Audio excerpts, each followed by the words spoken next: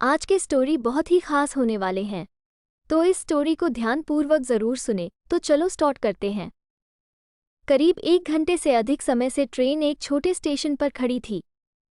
Train में बैठे बैठे आदित्य का धैर्य जवाब दे रहा था। आजिज होकर वो अपनी सीट से उठ खड़ा हो गया। वो पता लगाना चाहता था कि आखिरकार ट्रेन इतनी देर से एक ही जगह पर क्यों खड़ी है। वो अपनी सीट से उठकर गेट के पास गया। उसने बाहर देखा कि यहाँ तो बारिश हो रही है। फिर आदित्य वापस अपनी सीट पर जाकर बैठ गया और अपने सिर के नीचे बैग रखकर लेट गया। काफी देर बाद उसे धीरे धीरे नींद लगने लगी थी। अचानक एक महिला ने उसकी बाजू को हिलाते हुए उसकी नींद उड़ा दी। वो उठकर बैठ गया।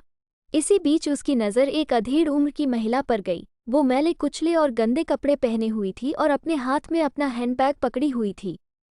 ट्रेन स्टेशन से बाहर निकल चुकी थी और अपनी रफ्तार पकड़ चुकी थी। नींद में आदित्य को इस बात की तनिक भनक भी नहीं लगी कि कब उसका हैंडबैग उसके सिर के नीचे से फिसलकर नीचे फर्श पर गिर गया था।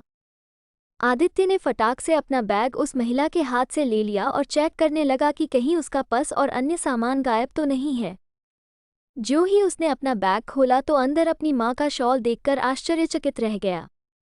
बैग में सारे सामान व्यवस्थित तरीके से रखे हुए थे।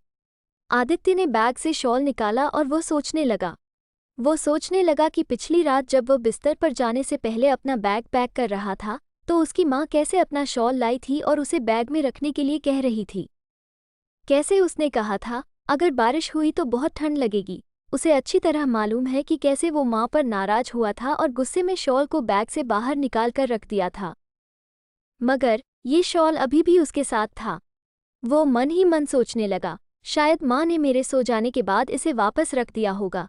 कुछ वक्त बाद जब आदित्य पानी लेने उठा तो उसने देखा कि उसका शरीर तो बुखार से गर्म हो रखा है।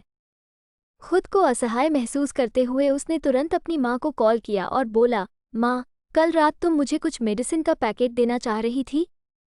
इससे पहले कि आदित्य अपनी बात पूरी कर पाता, उधर से उसकी माँ बोल पड़ी, बेटा, तुम्हारे सिर में दर्द है क्या? आदित्य कतई जाहिर नहीं करना चाहता था कि उसके बुखार के बारे में जानकर उसकी माँ बेवजह परेशान हो, इसलिए उसने कह दिया, हाँ माँ। उसकी माँ बोली, मैंने तुम्हारे हैंडबैग की सामने वाली जेब में दवा का पैकेट रखा है, तुम उसमें से निकालकर सिरदर्द की एक गोली ले लो। और हाँ, मैंने पैकेट में बुखार की दवा भी रख दी है, शायद कुछ खा लो। सुनो, मैंने तुम्हारे बैग में एक सैंडविच पैकेट भी रख दिया है। आदित्य कुछ घंटे बाद सोकर उठा तो पहले से काफ़ी बेहतर महसूस कर रहा था।